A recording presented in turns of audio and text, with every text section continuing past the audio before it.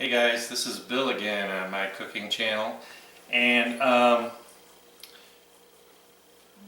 probably a lot of you don't know that I live in Florida.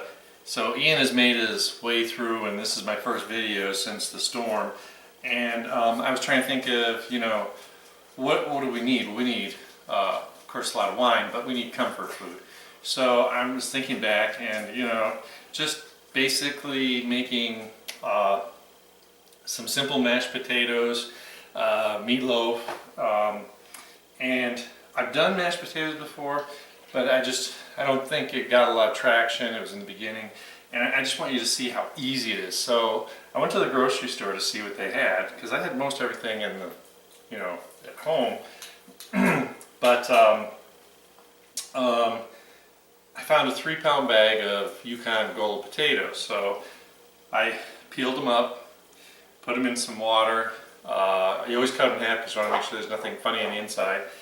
And then I cooked them for about 20 minutes. I just turned them off because they just buzzed. So what I'm going to do now is I'm just going to drain them. You know the trick to draining? Don't burn yourself, but offset the lid, and I'm just going to pour it down the sink.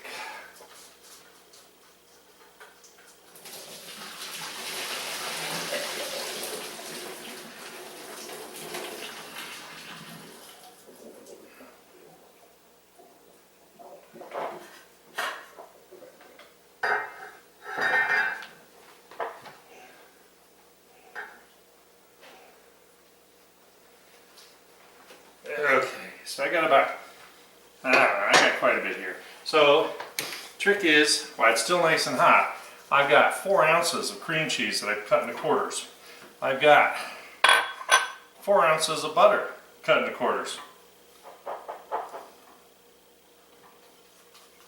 It's like steam instantly, soften that up. I've had them out. I've had them out so they are pretty much room temperature anyways. Now what we're going to do is we're going to take our little mush masher and start going to town. Just want to get that, the butter's melting really fast, but it's getting that cream cheese, right? If you have good heavy pots, this is going to hold the heat. If you've got, pans that cool down too soon, certainly you may have to put it on low.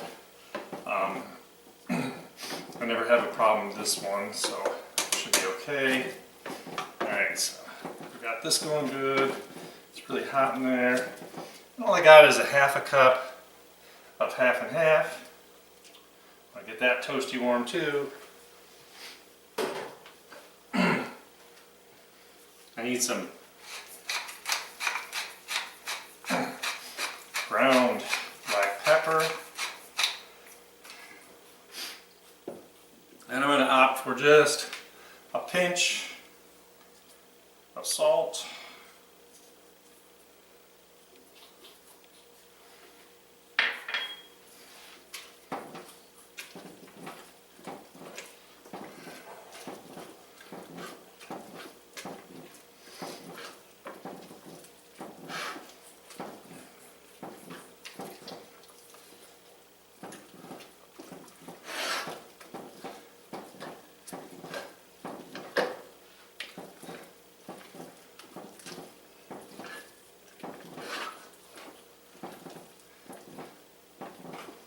It's one of the things I've learned. It's definitely hot enough in here.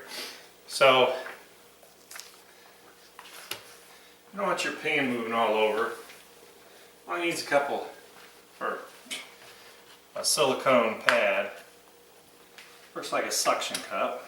I won't be making all that racket.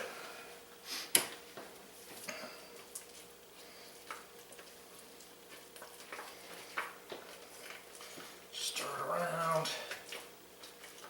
Every last little potato gets mushed.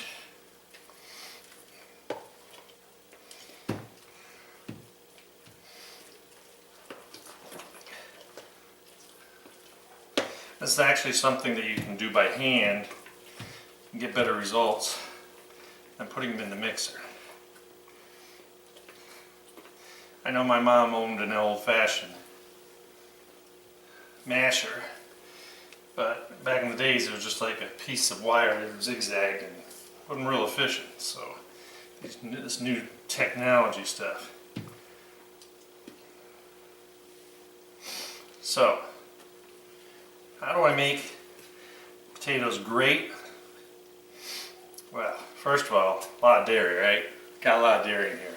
But I want some flavor too. So I just went and got some chives. A little as much or as you want. And I do this right at the end so it doesn't get all mushed up. I learned that the hard way. I made it one time.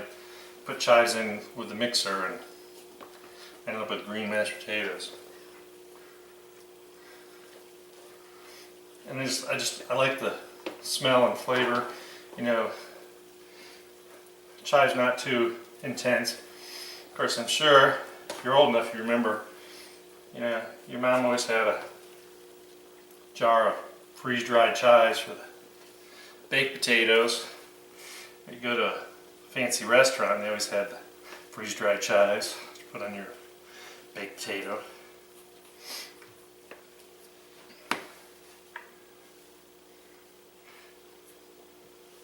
So I probably could have used a little more potato, you know, by the time you peel them.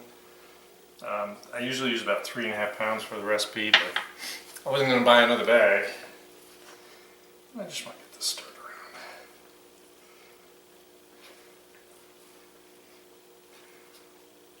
Perfect. Doing this quick because now you get to go out and clean up the yard waste, right? All the leaves and debris. So, what do perfect mashed potatoes look and taste like? Smell like? Well, let's just see.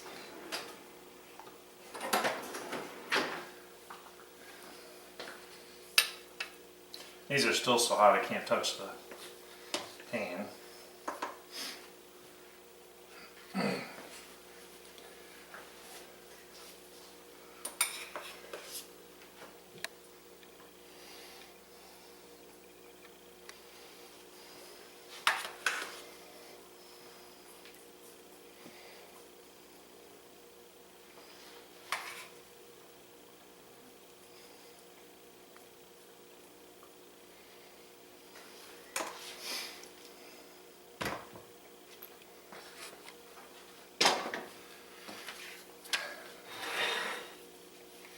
So if you're new to the world of cooking, this is just something easy, something great. And so what do you do with mashed potatoes? You can do anything. I make it like a fake shepherd's pie where I just put mashed potatoes on top of chili, my homemade chili. Serve it with a pork chop, serve it with meatloaf, serve it with whatever you want. Maybe have just some whole bunch of little food that you can eat with it. This is really great with fried chicken. What the heck, you know? Do whatever you want. But I guarantee you that this is a perfect little comfort food. It all mashed up real nice, and if you get a couple little chunks of potato in it, who cares? Because it's not going to kill you. Believe it or not, it really won't. That's why I like doing it this way versus the mixer. Because if you overbeat them, you get all that gluten and they can get kind of starchy and just ruins the consistency. That's a perfect mashed potato. No time at all. There's no prep at all. I mean, heck, the hardest thing was to remember to get the butter and cream cheese out this morning. If you so desire, there's nothing wrong with topping it with a little sour cream if you like.